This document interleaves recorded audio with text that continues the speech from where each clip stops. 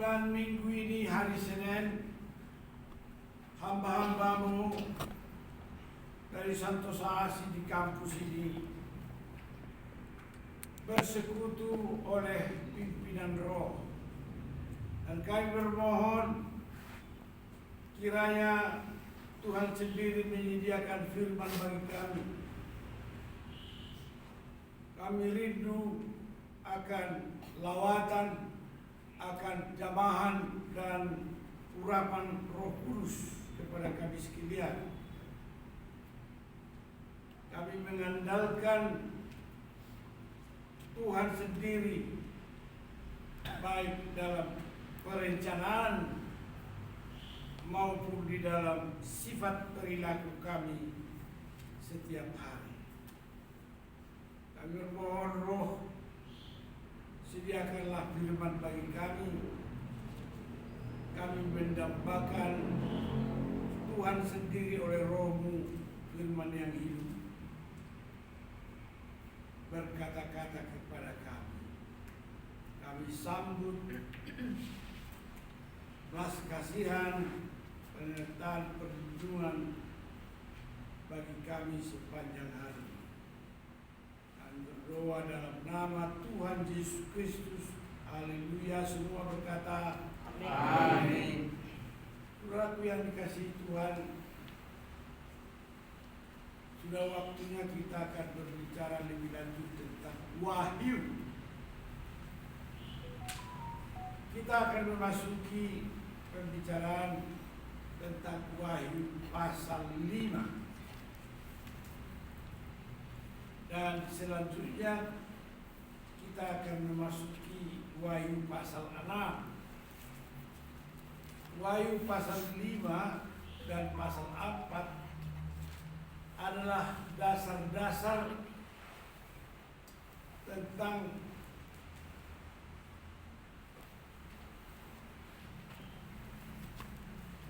apa yang dinyatakan di dalam Wahyu pasal 1, 2, 3 itu semuanya bermuara kepada pasal 6 nanti. Oleh karena itu, kalau minggu ini adalah minggu Natal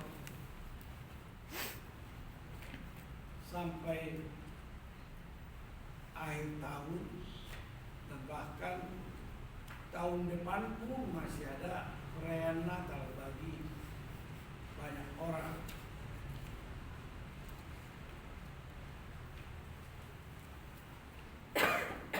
Segala sesuatu yang terjadi dalam kehidupan ini sudah berada pada kawasan penguasaan 7 roh Tuhan yang diutus ke dalam dunia.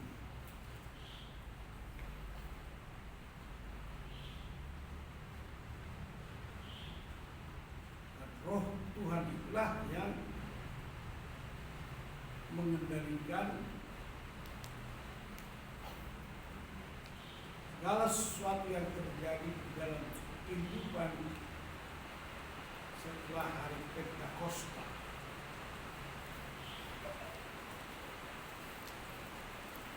Kelanjutan dari peristiwa-peristiwa kehidupan di dalam dunia ini sejak hari Pentakosta, Tuhan membangun gereja. Maka Roh Tuhanlah yang mengendalikan seluruh pergerakan gereja.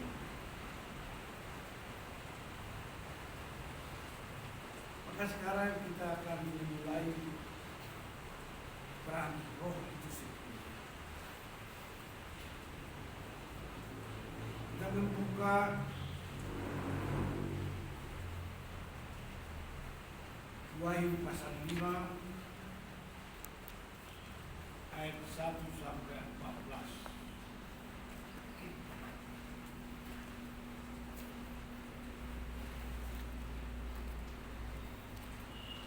Kalau kita sudah menemukan, kita akan membaca pertanggapan. Saya membaca judulnya dan ayat 1. Wanita membaca ayat 2 dan pria membaca ayat 3 dan kembali kepada saya ayat 4.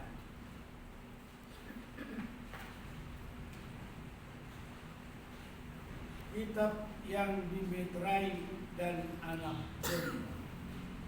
Dari judulnya saja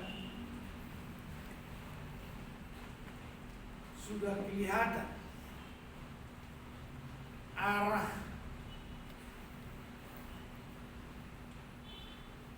dari wahyu ini seperti apa. Dari judul ini saja wahyu ini diungkapkan kepada gereja, kepada umat Tuhan seperti apa. Oleh karena itu, saudara-saudara harus semakin mantap dalam kerohanian. Mengapa demikian? Karena Tuhan akan membuka rahasia itu. Rahasia apa? Rahasia kehidupan. Kehidupan di akhir zaman ini.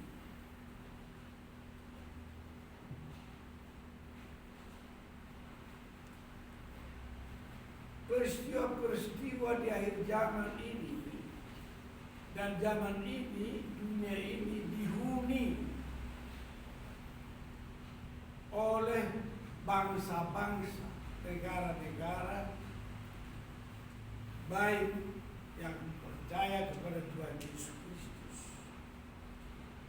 maupun mereka yang tidak percaya kepada Tuhan atau disebut komunis. Jadi ada agama yang percaya kepada Tuhan Yesus Kristus, ada agama tidak percaya kepada Tuhan Yesus Kristus, tapi ada juga bangsa dan negara yang menamakan diri komunis.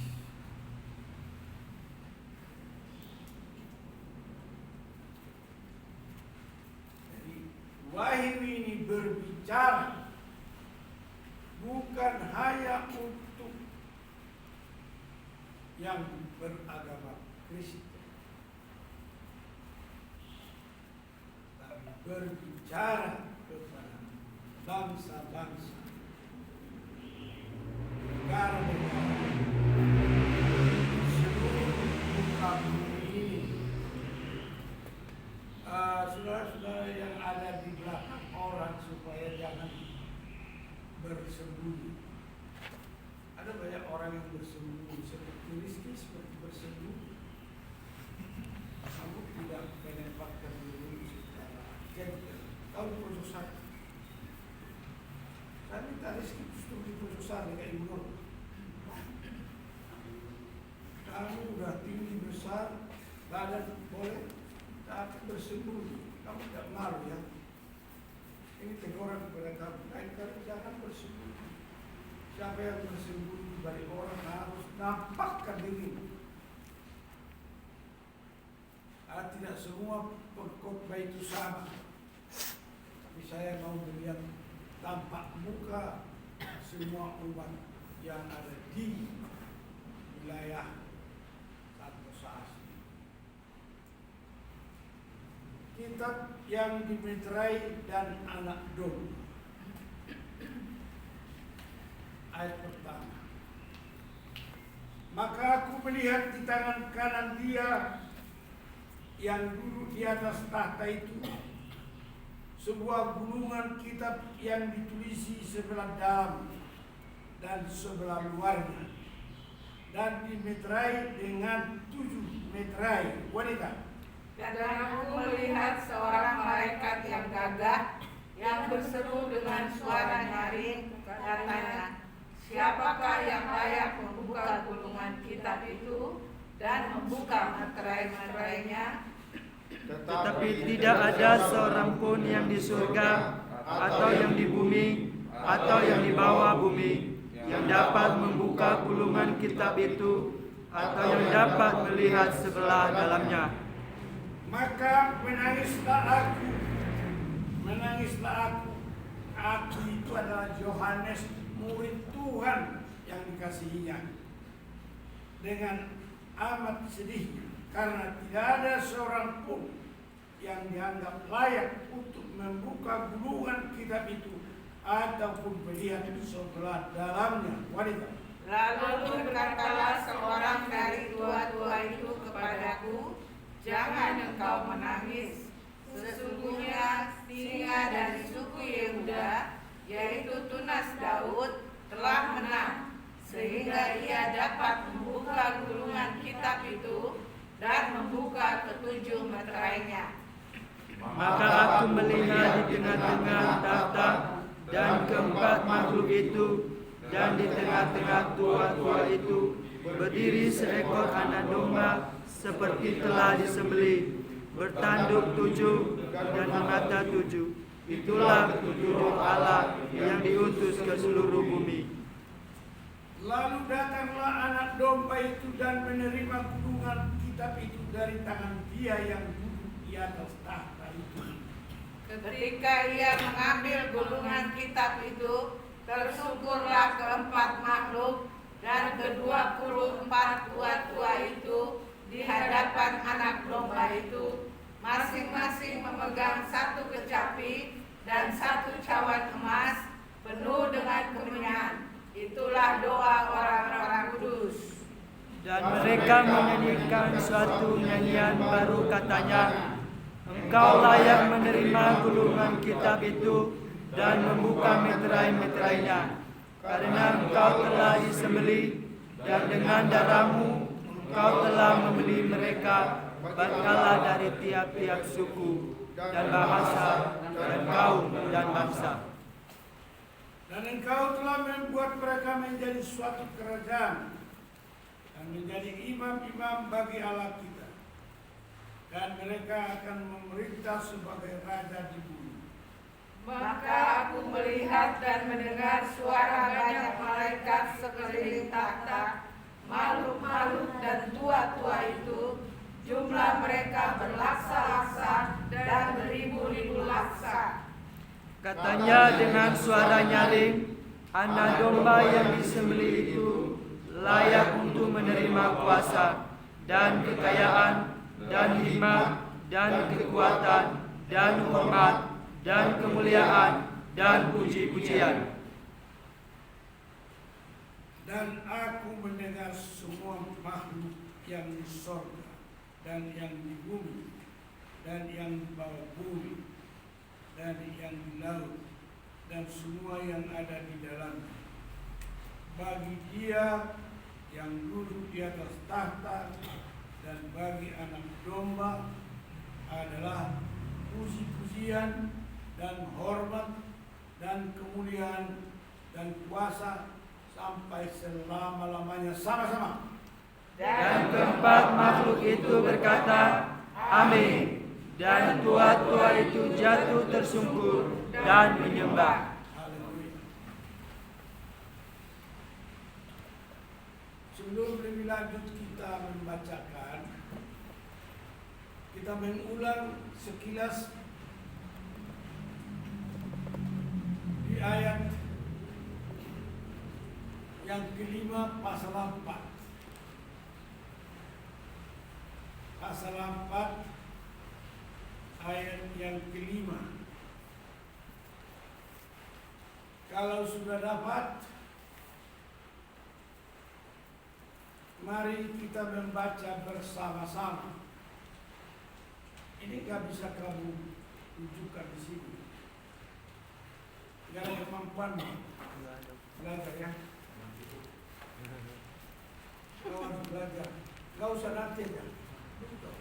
Enak belajar. Nanti ya kita membaca bersama-sama pasal 4 ayat 5, 2, 3.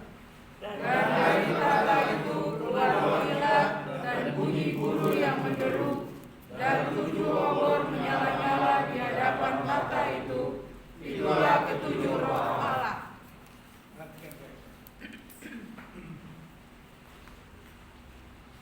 Ada 7 roh Allah yang tertulis di dalam pasal 4 ayat 5. Dan ada 7 roh Allah yang tertulis di dalam pasal 5 ayat 6. Firman Tuhan itu pasti konsisten. Konsistensinya adalah bahwa Bapa di sorga, Putra dan Roh. Konsistensinya adalah apa yang terjadi di bumi juga dikendalikan oleh surgawi. Tidak ada sesuatu apapun terjadi di muka bumi, di bawah bumi, di bawah laut, atau di cakrawala ini yang tidak dalam pengendalian Tuhan.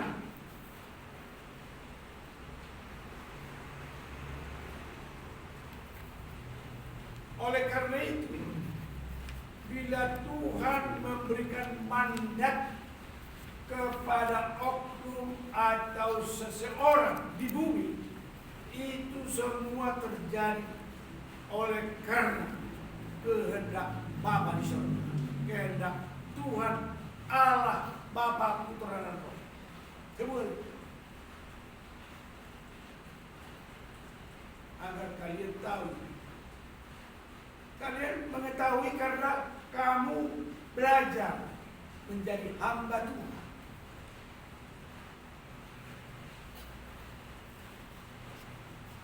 Menjadi hamba Tuhan itu ada lagu yang harus kita ingat.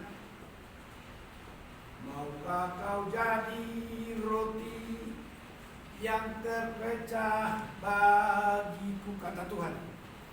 Maukah kau jadi anggur yang tercurah bagiku, itu kata Tuhan. Lalu disambut oleh hamba Tuhan. Tidak sembarangan hamba Tuhan.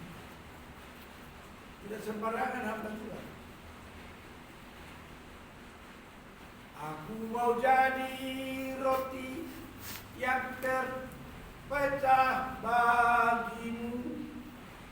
Aku mau jadi anggur yang tercurah bagimu. Disinilah konsistensi daripada seluruh kehendak Tuhan dalam pengendalian Bapa di sorga. Dan konsistensi ini dilakukan dan terjadi ketika Tuhan berkata kepada murid-muridnya. Demikian tertulis di dalam Matius pasal 16 ayat 15, 16, 17, 18. Di atas batu karang ini kudirikan jemaat. Tuhan menunjuk jemaat yang pertama adalah 7 sidang jemaat yang biasa kecil. Lalu ke-7 sidang jemaat itu berkembang terus menjadi 7 aras gereja di bumi.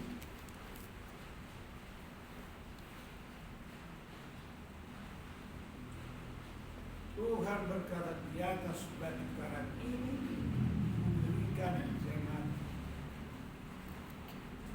Di atas firman Tuhan yang disampaikan oleh rasul dan nabi. Lanjutnya,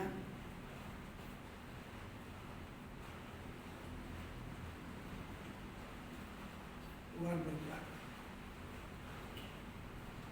kepadamu, hai jemaat, hai hamba, kuberikan kunci kerajaan sorga. Dan apa yang kamu katakan di bumi juga dinyatakan di sorga. Konsistensi. Dan itu pasti terjadi. Dan sudah terjadi. Lalu kita membaca di dalam kitab Wahyu konsistensi ini, bahwa ada 7 roh yang kita baca pada pasal 4 ayat 5. Ada 7 roh itu di surga. Dan di pasal 5 ayat ada 7 roh Allah dari tahta itu. Dari tahta setelah Yesus naik ke surga, setelah Yesus duduk di atas tahta itu, maka 7 roh Allah itu diutus ke bumi. Dan itulah hari Pentakosta.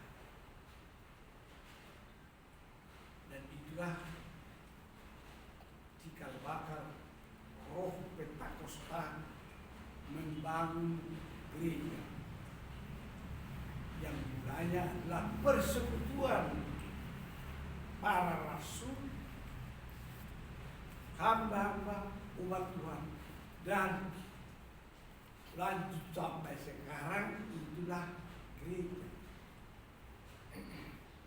Yang mau saya sampaikan adalah bahwa 7 roh Allah yang di surga dan 7 roh Allah yang di bumi sekarang itu adalah roh Tuhan untuk mengendalikan segala peristiwa-peristiwa di bumi dan peristiwa-peristiwa yang dicatat di surga. Jadi, kalau saudara-saudara mendengarkan firman Tuhan dalam kitab Lukas pasal 10 ayat 20, dikatakan, hai hambaku yang dicatat namanya dalam buku kehidupan anak tunggal Bapa. Dan hanya mereka yang dicatat namanya di sana, itu yang dipanggil. Dan juga diperjelas di dalam Wahyu pasal 21 ayat 15 juga nama-nama orang yang dicatat namanya dalam buku kehidupan anak domba Allah. Hanya mereka yang akan dipanggil kelak untuk turut serta dalam kerajaan Tuhan. Baik ketika Yesus turun ke bumi nanti pada hari Sabat 1000 tahun, hanya yang ada namanya dalam buku kehidupan anak domba.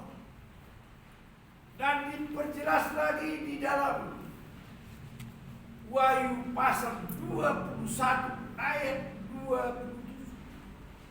Hanya mereka yang dicatat dalam buku kehidupan anak domba yang turut dipanggil di dalam kerajaan surga.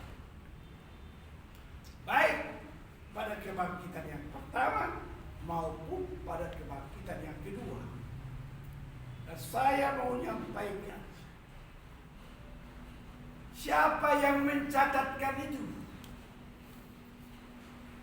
Saya menyampaikan itu dicatat oleh gereja. Jadi gereja berperan, saudara-saudara sekalian. Gereja berperan untuk mencatat itu. Lalu yang mencatat yang kedua adalah dicatat oleh malaikat Tuhan. Ingat baik-baik, tidak hanya gereja yang mencatat. Lalu dicatat yang terakhir oleh 7 roh Tuhan. Betapa hebat seleksi. Mengapa begitu konsisten?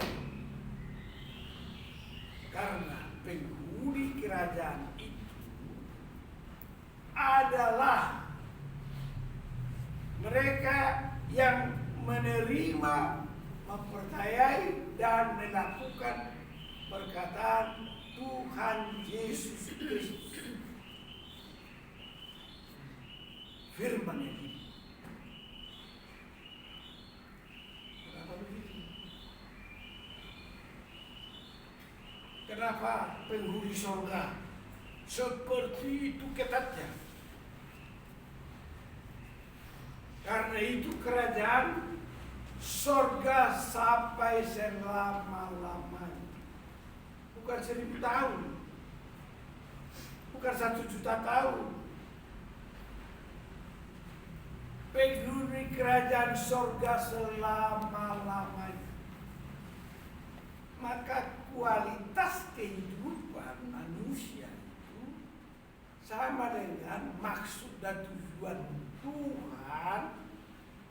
Marilah kita menciptakan manusia bagaikan peta dan teladan kita. Karakteristiknya.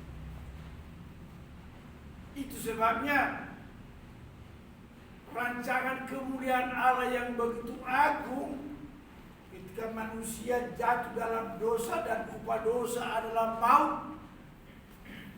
Tuhan merencanakan umatnya sedemikian rupa, maka Tuhan pun datang ke dalam dunia untuk mengampuni, untuk menebus, untuk membebaskan dan membawa kembali mereka ke surga.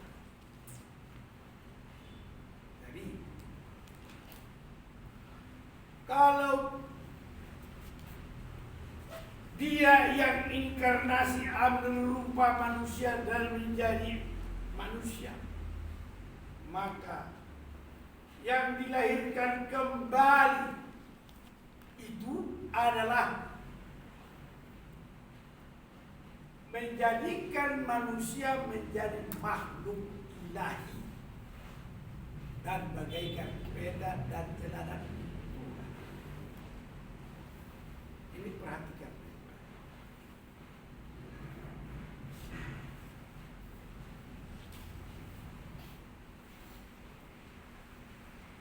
Oleh karena itu, saudaraku, mengapa kita harus membaca pasal ini?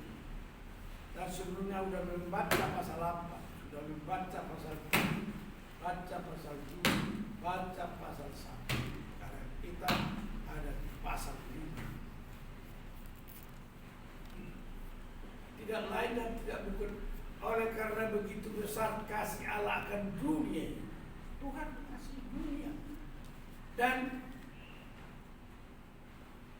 oleh karena begitu besar kasih Allah akan siapa yang percaya dan menerima akan beroleh hidup yang kekal bersama Tuhan. Jadi kalau saudara-saudara dipanggil Tuhan untuk menjadi hamba, maka saudara yang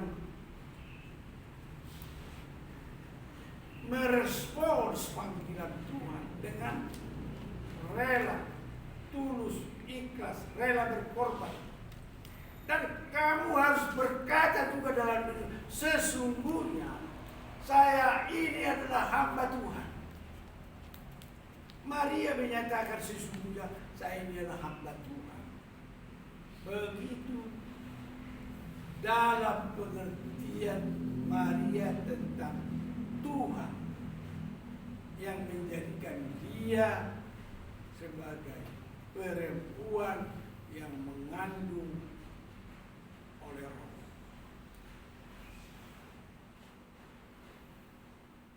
Kamu mau mengatakan diri sebagai apa? Datang ke kampus ini, kamu menyatakan diri sebagai apa? Kalau kau mengatakan diri sebagai hamba, tapi kau tidak ada ikhtiar, kau tidak ada ikhtiar, disuruh berpuasa aja 1 hari tak sanggup. Dan kau mau dipimpin oleh siapa? Dituntun oleh kata-kata siapa? Itu harus dicamkan. Untuk apa kamu berpuasa?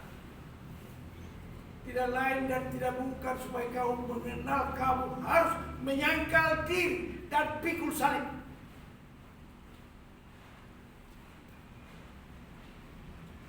Maka 1 hari yang diminta kepada kami mendalami, menyangkal diri dan pikul salib.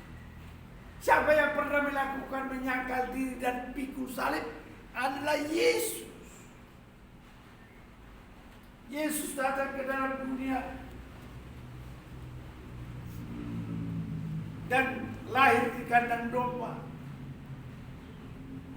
tempat yang indah.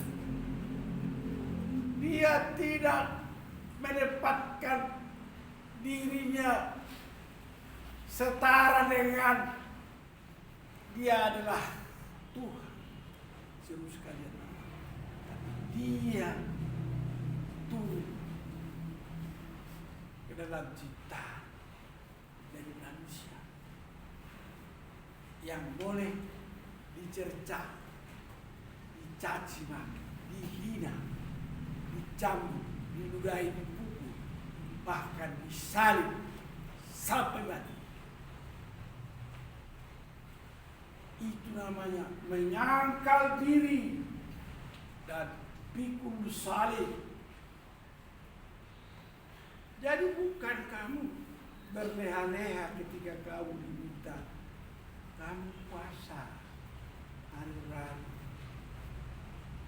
kamu belajar, menyangkal diri dan pikul salib. Saya mau iring Yesus, saya mau iring Yesus sampai selama-lamanya. Meskipun saya susah menderita dalam dunia, saya mau iring Yesus sampai selama-lamanya. Saudara sekalian, kalau kau keberatan dengan perkataan Yesus, lalu kau mau ikut siapa? Itu perkataan saya mau iring Yesus, itu perkataan roh. 7 roh yang turun ke bumi untuk mengajar umatnya akan seluruh kebenaran. Maka roh Kristus, roh kudus, roh kebenaran, roh penolong, roh penghidup, dialah yang mengajar umatnya dengan saya mau iring Yesus. Lalu diminta supaya bagaimana kamu mengiring dia. Setelah Yesus datang ke sungai Yordan dan dibaptis oleh Yohanes, maka Yesus dibaptis dan terbukalah langit dan turunlah roh atasnya. Tahu siapa roh yang turun atasnya? Itu adalah roh yang pada permulaan, maka melayang-layanglah roh itu di atas permukaan air, dan gelap gulita meliputi samudra raya. Lalu berfirmanlah Allah, jadilah terang, maka terang itu pun jadilah. Itu menggambarkan roh firman yang hidup satu mencipta.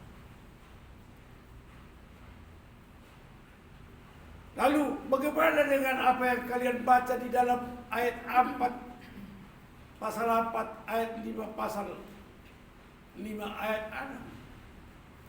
6? Tuhan kuasa melakukan segala perkara. Tuhan Maha Kuasa. Tuhan Maha Kuasa. Dia adalah roh. Dia bisa melakukan segala sesuatu menurut kehendaknya untuk memenuhi rancangan kemuliaan Tuhan Allah yang kekal. Tuhan konsisten. Jadi seberapa saudara yang hadir sekarang mendengarkan firman Tuhan, dengarkanlah baik-baik.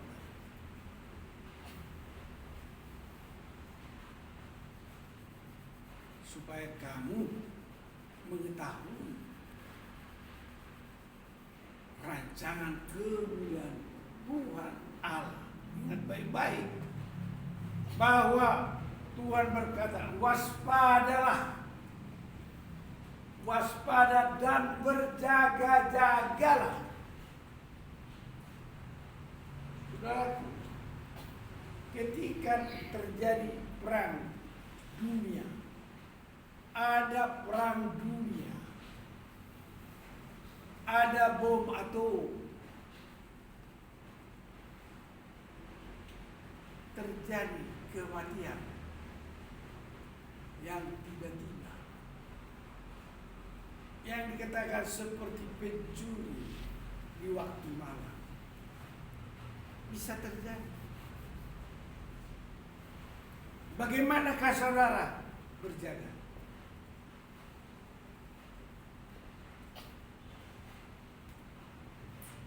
Orang Kristen berperang melawan orang Kristen di Ukraina.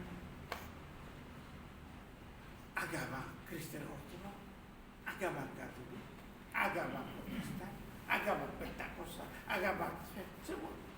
Di sana juga gereja bunuh-bunuhan.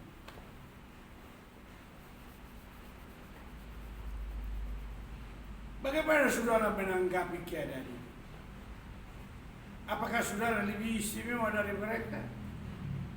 Lalu saudara tidak berjaga dan tidak waspada? Apapun yang terjadi dalam hidupku ini, tak pernah kuragukan kasih-Mu Yesus. Tapi apakah kau boleh berleha-leha? Apakah kau boleh lupa diri? Apakah kau boleh semena-mena dalam hidup? Lalu kalau tidak waspada dan tidak percaya, kewajiban kita harus waspada dan berjaga. Itu di Eropa. Dan sekarang ini kesiapan Australia, kesiapan Inggris, kesiapan Amerika, kesiapan Malaysia siap perang melawan Indonesia. kesiapan Rusia, kesiapan Cina, kesiapan Iran, kesiapan Korea Utara membantu Indonesia. Apa yang terjadi? Amerika berkatakan 3 hari bisa bom nuklir Indonesia. Jawaban itu dijawab oleh Rusia. Jangan hanya ngomong. Hei kamu Amerika, jangan ngomong doang.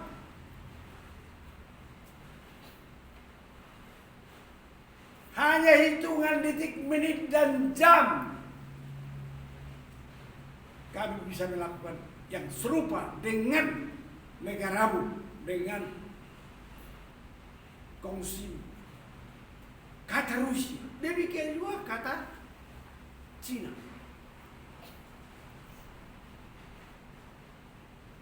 Oleh karena itu, semua yang ada di sini, zaman sekarang, 2-3 bernyanyi.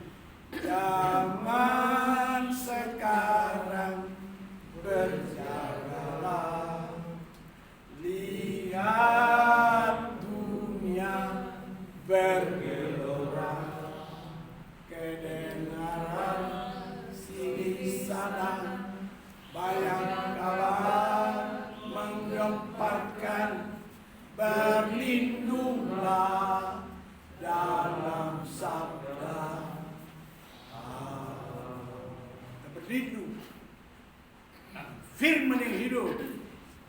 Sabda Allah ialah firman yang hidup. Siapa dia? Ialah Yesus.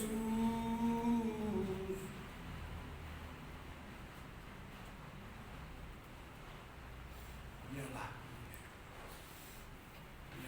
Tuhan. Ialah Raja Mulia.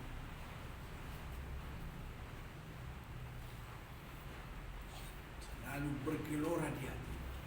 Mulia, agung kerajaan,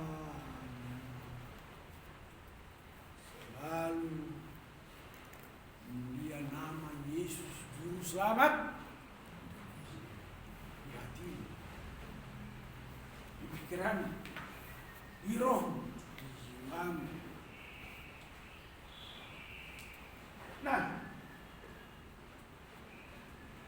pada kesempatan yang akan datang kita akan membaca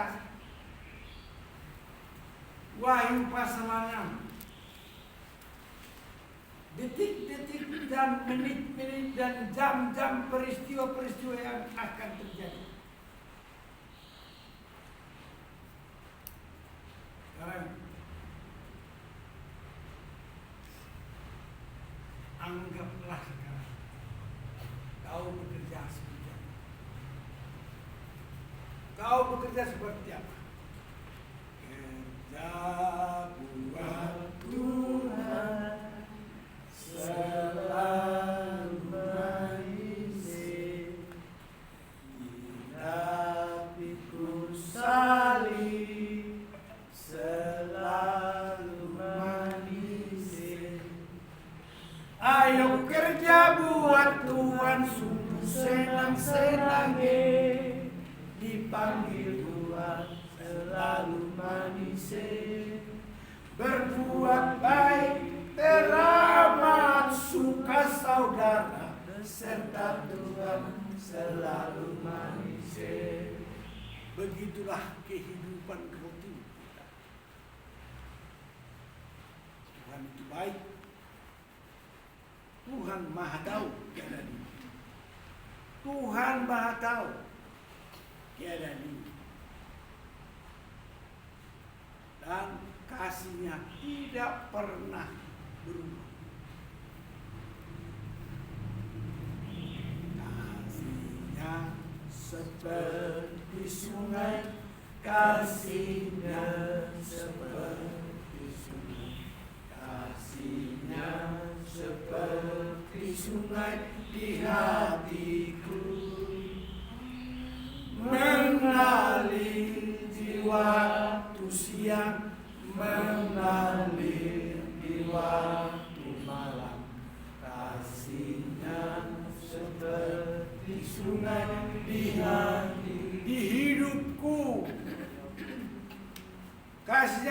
berarti semua di hidupku. Amin. Amin. Jadi saudara-saudara, kalau si Berto tidak bisa bergerak, kamu wakil. Dari dulu begitu. Berto, kamu. Dan ini semua bergerak, bergerak, bekerja, bekerja, majulah, majulah, berenang. Ingat baik-baik. Sampai di sini dulu. Kita akan sambung lagi.